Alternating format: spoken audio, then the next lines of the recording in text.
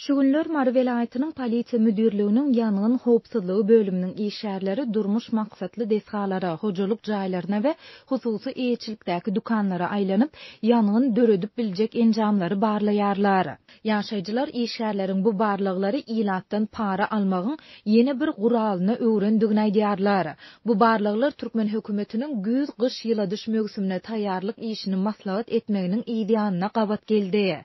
Adatlyk radiosynyň Marda habarçysynyň maglumatlaryna görä, ýanyň howpsuzlygy bölüminiň işgärleri gapyma-gapy aýlanyp, hojalyk jaýlaryndaky elektrik simleriniň talaba laýyk çekilendigini ýa hatardan çykmandygyny, goşmaça çekilen gaz turbolaryny we plastik şlanglaryny barlaýarlar.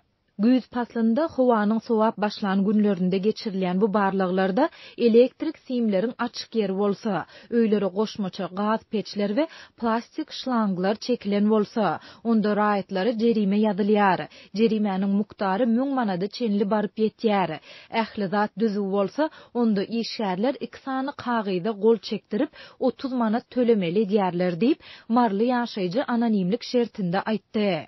Habarçymyzyň sözlerine görä, vilayatda howanyň temperaturasının aşaklamagy bilen ýaşaýjylar ýerden we giýje ýylanmak üçin elektrik we gaz peçlerinden peýdalanmaly bolýarlar. Muňa şäherdäki jaýlaryň tas ählisinde merkezleşdirilen ýyladyş ulgamynyň göz tutulmandygy ýa-da olaryň talaba laýyk işlemeýändigi sebäp bolýar. Hut şu sebäpli işgärler edara kärhanalara baranlarında kemçiliklerini de göz yumýarys diýip, her edaradan adyndan 400-500 manat para soraýarlar diýip, büdjet işgäri anonimlik şertinde aýtdy.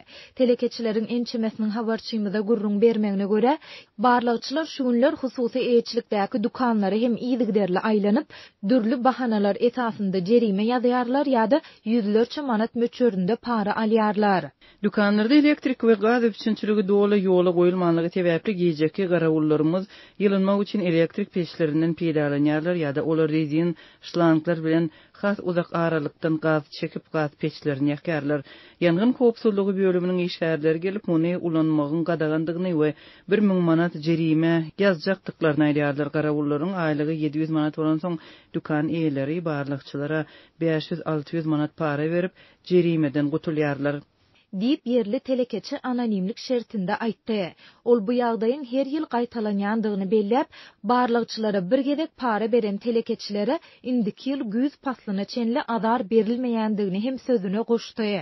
Hökümet bizi gaz we elektrik peçlerinden peýdalanmaga mejbur edýär, üstesine de döwlet işgärleriniň para almagyna şert döredýär. Eger ýyladyş ulgamy kadaly işleýän bolsa, onda ne biz goşmaça peçleri çekerdik, ne de barlykçylar bizden para alyp bilerdi diýip telekeçi aýtdy. Bilim işgärleriniň habarçymyza aýtmagyna görä, ýanyň howpsuzlygy bölüminiň işgärleri mektepleriň ähli ýerine aýlanman, diňe mektep ýolbaşçysynyň otagyna girmek bilen çäklenýärler. Munyň ideýany mektep ýolbaşçylary ýygnap geçirip, her işgärden 50 manat pul ýygnap başlaýarlar. Ýani barlykçylara para berip agyzlaryny bagladym. Eger şu edarada işläp aýlyk aljak bolsaňyz, onda berilen paranyň öwezini dolup şol puly bermeli bolarsyňyz diýip bir muallim mektep ýolbaşçysynyň aýdan sözlerini titirledi. Adatlyk ýokarda beýan edilen ýagdaýlar barada vilayat polisiýa müdürliginiň ýanyň howpsuzlygy bölüminden şeýlede bilim bölüminden goşmaça maglumat ýa kommentariýa alyp bilmedi. Ýöne bu barlyklar prezident Serdar Berdimuhammedowyň 16 oktýabrda ministrler kabinetiniň nowatdaky mejlisini geçirip, paýtaht Aşgabatda we ýurdun ähli sebitlerinde ýyladyş mögsümine taýýarlyk işlerini hemde ýylatyň tok, gaz we agyz suw bilen bökdünsiz üpçün edilmegini maslahat etmeginiň ideýanyna gabat geldi. Döwlet medeniýeti gyş mögsüminiň öňü sirasynda ýurtda hereket edýän gaz turbinalarynda, bu turbinalarynda elektrik geçiriji ulgamlarda we transformator beketlerinde awatlaýyş işleriniň geçirilendigini hem habar berdi. Türkmenistanyň häkimetleri şeýle çykyşlary her ýylyň güz paslynyň başynda ençeme gezek tekrarlaýarlar. Emma muňa garamazdan adatlyň habarçylary her ýyl güz-gyş mögsüminde ýurdun paýtagtynda we sebitlerinde ýerleşen durmuş desgalarynyň ýyladyş ulgamlarynda emele gelýän bökdünçlikler barada ýygyderli habar berýärler. Türkmenistanyň döwlet medeniýeti ýyladyş ulgamlarynda ýüze çykýan näsazlyklar, elektrik energiýasynyň hemde tebii gazyň üçinçiliginde döreýän bökdünçlikler barada habar bermeýär. Balkan vilayetinin Türkmenbaşı şäher häkimliginiň işärleri durmuş maksatly deshalarda we ýaşaýyş jaýlarynda barlykları geçirýärler. Barlyklaryň çäginde jaýlardaky we idare kärhanalardaky ýyladyş ulgamlary barlanýar. Şeýlede häkimligiň işärleri öýlerini ýagyn suwlary geçýän ýaşaýjylara jaýlaryň üçeklerinde awatlaýyş işleriniň geçiriljekdigini wada berýärler. Bu habar şäherde onlarça ýaşaýjynyň öýüne üçeklerden ýagyn suwlarynyň geçýändigi barada adatlykda çap bolan maglumatlaryň ideýanyna gabat geldi. Şu gün şäherde uly barlyk geçirilýär. Şäheriň jaýlaryndaky ýyladyş ulgamlary we ýangyn döredip biljek enjamlar barlanýar diýip ýagdaýdan habarly çeşmämiz 25 oktýabrda Sewitdäki habarçymyza gurrun berdi. Habarçymyzyň maglumatyna görä şäher häkimliginiň işärleri hatardan çykan ýagyn suwlaryny öýlerine geçirýän köp gatly jaýlara hem aýlanýarlar. Olar ýaşaýjylara jaýlaryň ýokarsynda täze metal örtükleriň goýuljakdygyny wada berýärler. Dün vilayet we şäher häkimliginiň resmiýlerine bir tapşyryk berildi. Häkimligiň işärleri ýaşaýjylara üçekleri doly zaýlanan jaýlaryň ýokarsynda awatlaýyş işleriniň geçiriljekdigini wada berdiler. Bu wada gyş faslynyň golaýlan günlerinde köp adamda umyt döretdi. Diýip şäher häkimligindäki çeşmämiz aýtdy. Mundan 10 gün öň habarçymyz şäheriň Azady we Gurbannazar Edizow köçeleriniň ugrunda ýerleşýän köp gatly jaýlaryň onlarça ýaşaýjysynyň öýüne üçeklerden suw geçýändigini, muňa ýerli häkimetleriň üçeklerde awatlaýyş işlerini geçirmediliginiň sebäp bolýandygyny aýdypdy. Bu deşiklerden ýagyş beýlede dursun, pişikler we guşlar hem sägin men girip bilýärler diýip ýaşaýjy belläpdi. Häkimlikdäki çeşmämiz Sewit resmiýlerine lagym turbolarynyň kadaly işleýişini we ilatyň agy suw bilen üpçünçiligini doly ýola goýmagyň hem tawşyrlandygyny aýtdy. Şäherde bir sutkada 1 sagat suw berilýän etrapçylar bar. Bu problema 40 ýyl bäri dowam edýär. Ýagyş suwunyň üçekden geçmegi bilen bagly problemalar hem 10 ýyl bäri dowam edýär.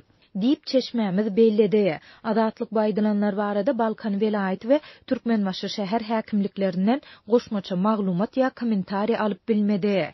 Türkmenistanyň şol sanda Balkan vilayetiniň ilaty ýyladyş ulgamlarynaky näsadlyklar şol sanda lagym turbalarynyň hatardan çykmagy, agy suw üpçünçiliginiň doly ýola goýulmazlygy, könülüşen jaýlarda awatlaýyş işleriniň geçirilmediligi bilen ýyllar boýy ýüzbeýüz bolup gelýärler. Türkmenistanyň häkimetleri we mejlis erişdeleri ilatyň bagtyar durmuşda ýaşaýandygyny öňe sürüp, bu ýagdaýlar barada hiç şeýle maglumat bermeýärler. Türkmenabad şäheriniň we onuň töwereginiň infrastrukturasy özgerýär. Soňky aýlarda bu ýerde täze magistral ýollar gurulýar, transport ýethalary işe girdildi. Munyň bilen bir wagtda öňki ýethalar söküldi. Adatlyk radiosynyň habarçysy we çeşmeleri Köň aeroportyň sökülmegi bilen bagly käbir galyplyklaryň ýüze çykarlandygyny, binanyň gurulşyk materiallarynyň söwdasy sebäpli bir näçe adamyň tutsak edilendigini habar berýärler. Köň aeroport Türkmenabadyň ýakynda işe girdilen täze awtobus stansiýasynyň ýerleşýän ýerindedi. Täze 10 sentýabrda garaşsyzlygyň 31 ýyllygynyň öňü tirasynda açylypdy. Adatlyk radiosynyň Türkmenabaddaky habarçysy Köň aeroport ýykylanda onuň gurulşyk materiallarynyň satylmagy boýunça derňew geçirilýändigini, adamdan 3 adamyň tutsak edilendigini 25 oktýabrda habar berdi. Prokuratura häzir barlyk işini geçirýär we 3 san raýat gaziýetiň hökmüne garaşýar. Bir avtomobil kurulup başlanmadan ön, bir Köň aeroportu yıkmak üçün halaşly bir telekeçi 200 000 manada şol aeroportun binasyny satyn alyp, yıkıp gerekli guruluşy kayıtlaryny söküp almak barada alalaşypdyr. Diýip habarçymyz aýtdy. Ýagdaýdan habarly ýerli çeşmeleriň sözlerine görä şäher häkimliginiň balansynda bolan bu Köň aeroportyň binasy 3 aýyň içinde doly sökülipdir. Binany 3 aýyň içinde öz işgärleri bilen doly söküp alan telekiçiniň 200 000 manada kimi bereni anyk däl. Emma onuň üstü bilen Aşgabatdaky ministrlikde howandarlygy bolan bir adamyň muny satyn alandygy barada maglumat bar. Diýip anonim örleşen çeşmeýär habarçymyz Köň aeroportyň binasyny ýykyp türli gurulşyk materiallarynyň ýerli hyrydarlara giňden satylandygyny we hatda özüniň de şondan käbir zatlary satyn alandygyny görüň berdi. Satylan gurulşyk materiallarynyň arasynda plastik aýnalar, demir şiferler, beton plitalar, kerpiç, hatda aeroportyň uçar durýan uly meýdanlarynyň betonlary döwülüp satylypdyr.